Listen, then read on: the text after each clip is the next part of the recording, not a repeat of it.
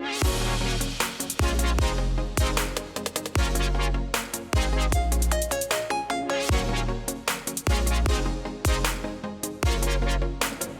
ora, everyone. We'll begin the session for today. The point of this session is to really, I suppose, demystify some of our council processes. So while we might know them all as experts, sometimes the general public may find them quite complicated. So a very brief high-level overview of sort of how it works, and it's not a hierarchy by any means, is that our vision is contained in these non-statutory plans. So these plans don't have to go through any major processes to be adopted. They don't have to go through any standard consultation, although we do consult with the community. They don't have a set consultation period like the district plan would. The rules and regulations are contained in a number of different acts. The Resource Management Act, the Whangarei District Plan, and the Building Act are a few of them. And then the processes that you, as the customer, might have to go through are resource consents and building consents, along with other designations and such. However, this is just a general high level. So as you can see, the vision and the rules and regulations, I've put an arrow like this, so you can see they speak to one another. We try not to do things in solidarity, we try and do it together. And by doing so, we feel that we get the best outcome for the district. Again, those statutory rules and regulations will then inform the resource consents and the building consents. And many of you are probably familiar with those because you've had to lodge one, or you've seen them, or you know somebody. So look, my name's Tony Collins, and my role in council is manager district development. And I guess when we talk about district development, we talk about those elements that make us, Whangarei, an attractive place to be. And by attractive, we're not talking about the amenity, but more so about what's going to attract businesses here, what's going to attract people here, what's going to attract that growth, and what's going to make those people stay. And I guess the start point like that within those customer relationships is actually dealing with our existing businesses and our existing communities to make sure that we can provide the best environment of which their businesses can be successful. If we take it for granted that we can't change our regulations and our processes and our statutory and non-statutory requirements, then the next best way of doing that is making sure that our businesses are best equipped to work through that process. If you have a problem with getting to the right person within the organisation or working towards that right pathway, then all you need to do is contact me and I'll share your problem with whoever I need to share within the organisation. I'm Robert Burgoyne, the manager of the district plan team. So the district plan team is in charge of monitoring, reviewing, updating, implementing the district plan. Our day-to-day involves policy writing, plan writing, consulting with the public, sort of informal consultation, more formal environment court mediation and environment court evidence consultation. The district plan at a glance, since it is sometimes sort of a foreign document to people, is essentially the rule book for the district. So if you want to know how tall you can build your building, how far set back from the boundaries it has to be, if you can subdivide your site, if you can have a commercial activity, any of those sorts of things, that would be in the district plan.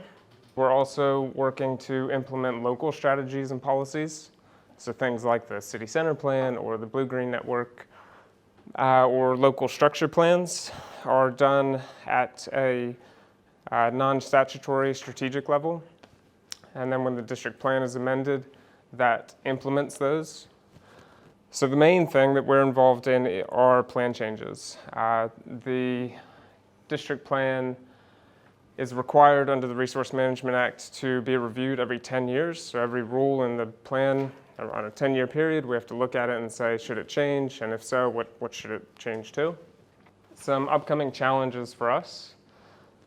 One is the sort of constantly changing national or regional direction. So whenever there's new regional policy statements or national policy statements, that affects what goes into the district plan and what we're working on.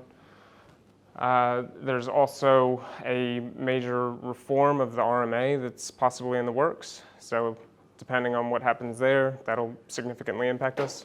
The other is the constantly changing sort of environment and economy and world that we live in. So the district plan is reviewed on a 10-year basis, but a lot of times things change quicker than that. And the relationship between the district plan and resource consents is obviously pretty strong. The district plans the rule books, we write the rules, and then the resource consent team implements that.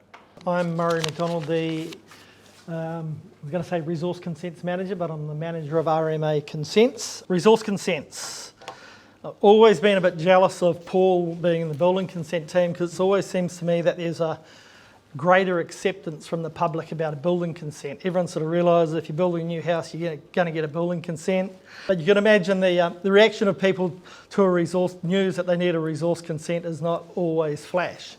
And if Rob and his team have done their job really well, it's quite easy for us to trace back and say there's this rule because we've got this issue in our district, or it's a national policy that might be about protecting, outstanding landscapes, and because you want to chuck a house in an outstanding landscape, then you are going to need a resource consent. So if we do our job well, we should actually be able to make it quite clear to people why there is a necessity to go through the whole resource consent process. Right, so a nice flow chart. And as I was saying, pretty much come in early and talk to us about it, and we can give you all the rules and see if you do need a resource consent, and if you can change your idea perhaps to avoid a resource consent if it is a minor infringement. Because they're not cheap, it's a boundary activity, they're the $500 set fee ones, but the rest of them are going to cost you at least $2,000, probably more. So if you can design something that meets the rules of the plan, it's certainly financially worthwhile. Resource consent type, so just really quickly, so permitted activity, it's the one that you don't need a resource consent for. Basically, you just do it because you meet all the applicable rules in the district plan. Controlled activity, that's where we have to grant consent to it, but can put controls. Restricted discretionary is it's been in for a while now, but I think it's a really good activity rule in that it limits. You can still get turned down. Council still has the discretion whether to say yes or no. But in our plan, we have to list quite clearly the things that we are going to limit our discretion to. Discretionary is where the discretion's unlimited. So that can be from landscape effects, ecological, the whole gambit, depending on what you want to do. Non-complying are ones that are not really provided for in the district plan, so there's a further test under the Act. And prohibited activities, this also wasn't in the Act when it first came out, but they're the ones that you can't even make an application for. I'm Paul Cook, I'm the Building Control Manager for the district, and I've been here for five years. I followed Murray down from the far north. Building Act's a pretty difficult beast. It's got 451 sections in it and a number of subsections that have been inserted by the Crown over a period of years, which takes it to a pretty difficult document to work your way around. So our hierarchy is this, and the Building Act's obviously at the top. We've got the building code that sits underneath that, and there are quite a few sections in that. I think it's 39 from memory, and then underneath that they have the acceptable solutions, which are just really cited methods they call them the proven methods under the building code. And then there's the verified methods, which is usually done by a professional like an engineer, and they'll give a VM certificate and an alternative solution. And we've seen more and more alternative solutions coming in. And then obviously there's the standards that are below that. And my team sort of get a consent in and measure it against the code and the standards and the acceptable solutions. Because if you're designing to the acceptable solutions, the way it's supposed to work under the Act is they're deemed to comply, we must accept them, there's no argument. But what happens is people get the acceptable solutions and they tweak them a little bit and they don't use them in their entirety and they say it's an acceptable solution, but it's not. And that's for whatever reason. It's no aspersion, it's just how it works in the industry. A building consent is a formal approval that allows the building work to be carried out. And what Building Act says is that approval is your permission and you must build to it. If you don't build to that on site, if you're a homeowner and you go, I want to change that window, I want to change the size of this, I want to put the kitchen over there, it's an amendment to your building consent. So that's the process there as set out by the Crown. I managed to get that off a friend who's a bit higher up in the organisation, in another organisation. And I think it's really interesting that number 9 is applying for a building consent.